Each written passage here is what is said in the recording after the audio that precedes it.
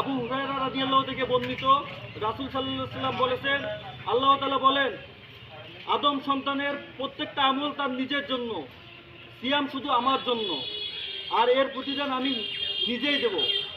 সুবহানাল্লাহ বলবেন না?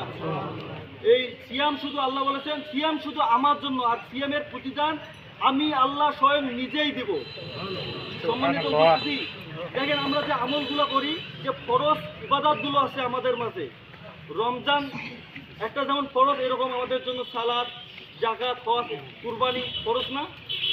কিন্তু দেখবেন আমরা নামাজ আমাদের জন্য ফরজ, কিন্তু আমরা নামাজটা আল্লাহর জন্য না করে আমি নিজের জন্য করতে পারি।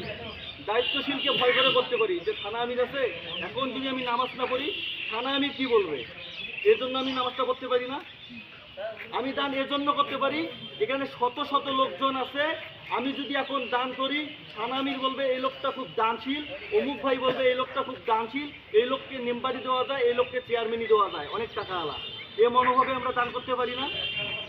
আমরা তো হজ এর জন্যও করতে পারি, যে আল্লাহ তাআলা আমাকে সম্পদ দিছে, হজ না করলে মানুষ খারাপ ভাববে, আমি হজ করে আসি, হজ করলে আমার নামের সামনে টাইটেল হিসেবে আমি আল্লাহ লাগাইতে পারবো, আল্লাহ অমুক, এর জন্য হজ করতে পারে না।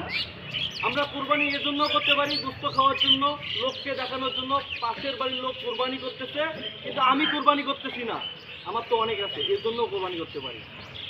কিন্তু দেখেন সিয়াম এমন একটা ইবাদত, এমন একটা ফরজ ইবাদত, যেটা শুধুমাত্র আল্লাহর সন্তুষ্টের জন্যই রাখা হয়। এই রোজা কি মানুষকে দেখানোর জন্য কেউ রোজা রাখি আমরা? কেউ রাখে? কেউ রাখে? আমরা তো চাইলে গোসল করার সময় বাথরুমের দরজা লাগাই দিয়ে, গোসলখানার দরজা লাগাই দিয়ে আমরা চাইলে একটু পানি খাইতে পারি, এক ঢোক পানি খাইতে পারি, পারি না? আমরা চাইলে রুমের দরজা লাগাই দিয়ে পৃথিবীর কোনো লোক দেখবে না, শুধু রুমের মধ্যে আমি একাই থাকবো, আমি চাইলে একটু খাইতে পারি। আমরা খাই, কেন খাই না? কারণ আমাদের মনের মধ্যে ভয় আছে পৃথিবীর কেউ না দেখুক, কে দেখবে? আমার আল্লাহ দেখবে, আমার সৃষ্টিকর্তা দেখবে।